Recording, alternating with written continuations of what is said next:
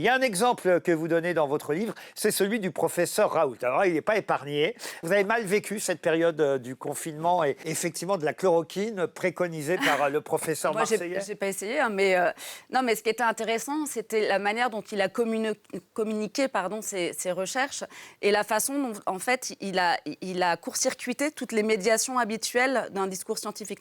Normalement, lorsque vous produisez des conclusions scientifiques, il y a tout un tas de filtres avant de pouvoir publier. Il y a des relectures par vos pairs, il y a quand même une institution qui filtre, en gros, le type de discours que vous pouvez produire.